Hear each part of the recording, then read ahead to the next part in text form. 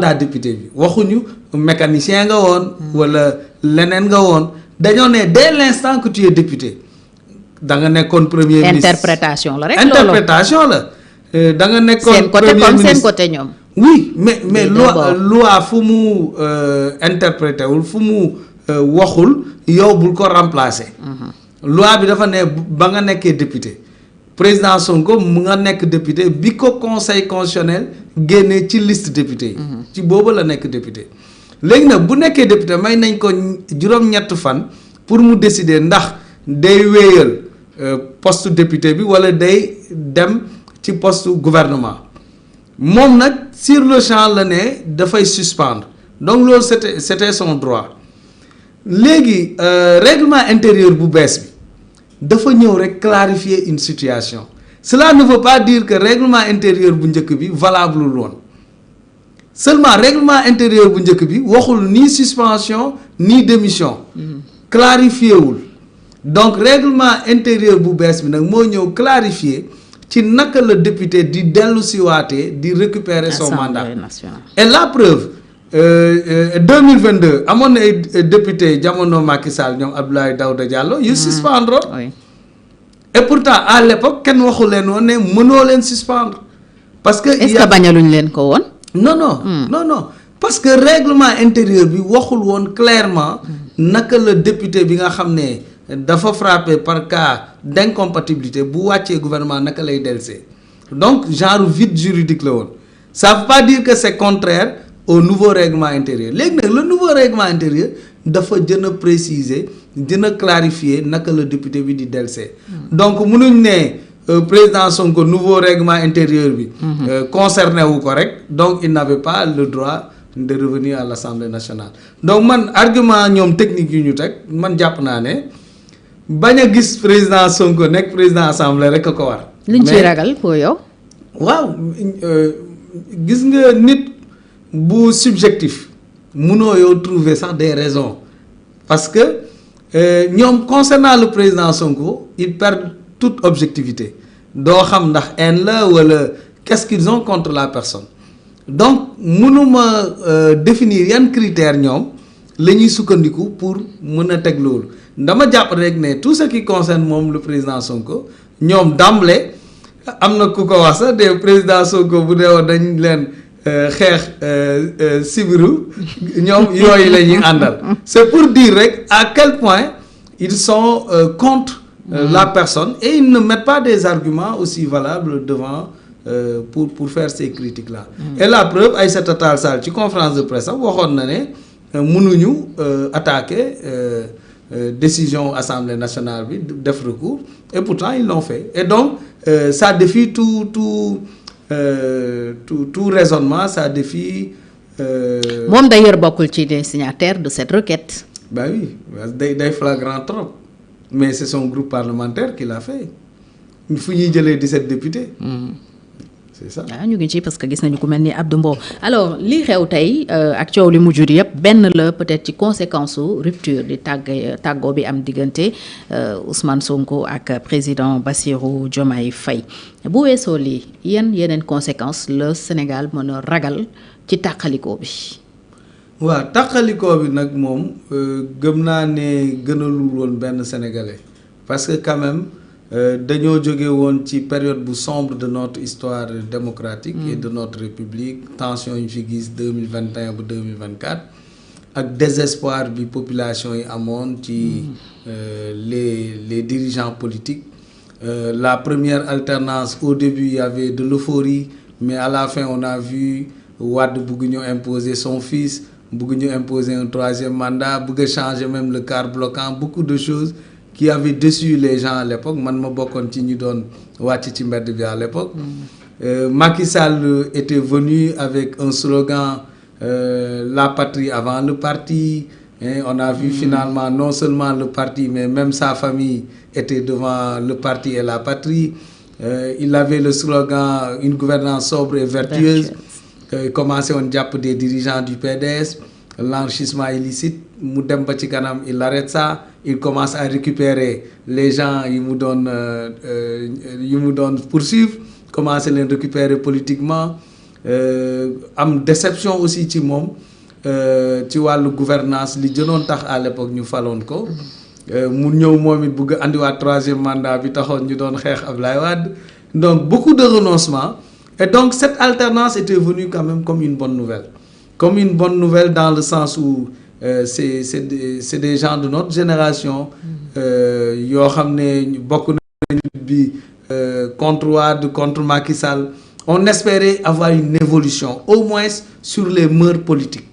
hein, sur l'éthique, sur plein de choses. Au moins bu amee fu ñuy jam du doon sur la morale. Mais ce qu'on a vécu récemment quand même tax na ñu bëri di douter nag de nos hommes politiques, surtout de leur éthique. Parce que bu ngeen jaayee askan wi ne yéen ñaar benn ngeen surtout que ñëpp xam nañ contexte bi tax président Ousmane était obligé de désigner quelqu'un mooy contexte boo xam ne dafa subir une injustice sénégalais yi gis injustice boobu tax ñu wóolu ko les yeux fermés ba nee ko koo joxoñ rek kooku la ñuy voter vraiment il ne méritait pas après tout ça cette alternance c'est son bébé il ne méritait pas ce limogeage il ne méritait pas cette séparation politique et donc je pense que foofu la blessure bu mag nar a amee ci Sénégal parce que la majorité qui a inspiré cette révolution cette alternance la majorité qui l'a rendu possible n'est pas avec le pouvoir actuel cette majorité est avec le président Sonko et donc ce nouveau gouvernement quelle que soit la qualité des hommes certains disent qu'il y a des technocrates ok ce gouvernement n'a pas de socle politique, n'a pas d'ancrage sociologique. Et ça, c'est dangereux. C'est comme quelqu'un qui construit un long mur et il ne met pas de poteau. mooy li Ousmane Sonko doon wax ko amul appareil politique bu dëgër mais soo ne il ne méritait pas ce limogeage mooy yow da nga jàpp ne deful lu tax ñu war ko dàq. dama jàpp ne les causes profondes li tax waroo am il y a des enjeux de pouvoir et d'ambition et je pense que là où il y a des enjeux d'ambition le président Diomaye devait s'effacer au profit du président Ousmane Sonko. S'effacer mooy wax lan. ambition que duma nekk candidat par exemple. pas forcément wax ko. mais ci doxalin bi ak ci lépp. parce que président Sonko souvent damay wax de manière triviale ñi nga xam ne dama bëgg ñu comprendre de manière triviale ñu ngi ci wàllu football bi ñu ne bon Sadio Mané peut-être dafa am blessure wala dafa am benn carton rouge donc dina rater ñaari match ñu ne supposons Ismaïla Sarr moo koy remplacer gum mais bu Sadio Mané ay carton épuisé kay li gën a raisonnable ma Ismaïla Sarr ne ko mais grand kaay sa place a ngi ni c'est aussi simple que ça pour moi les Sénégalais se sont identifiés à Ousmane Sonko par rapport au projet de PASTEF. On ne peut pas parler de projet sans parler du porteur du projet. Le même projet, tu l'aurais donné à un autre acteur politique avec le même document scientifique, le projet n'aurait pas eu ce retentissement auprès des populations. Il faut savoir que le porteur du projet est lié à ce projet et ce porteur c'est Ousmane Sonko. Et donc, je n'ai pas compris quand le président a essayé de dire qu'il ne faut pas personnaliser, il ne faut pas personnifier. Sa propre désignation, c'était une décision individuelle du président Sonko. Il n'avait pas réuni le bureau politique de PASTEF pour en décider.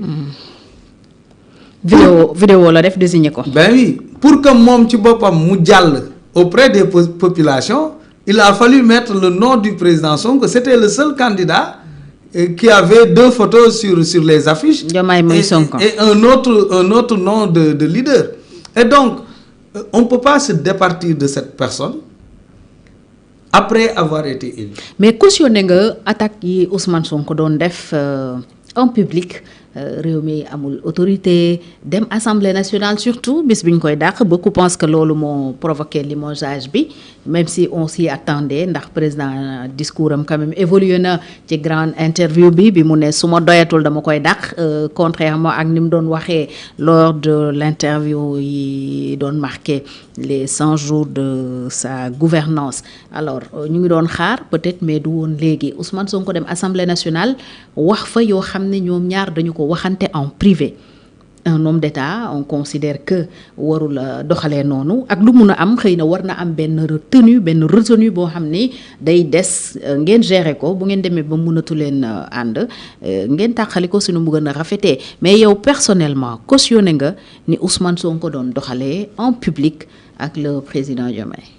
man dama jàpp ne président Sonko waxul 50% ou même 30% ci li mu xam. ak li mu vivre. maintenant nag moom am na style am et foog naa ci li tax sénégalais yi jàpp ko ci la bokk. cash quoi.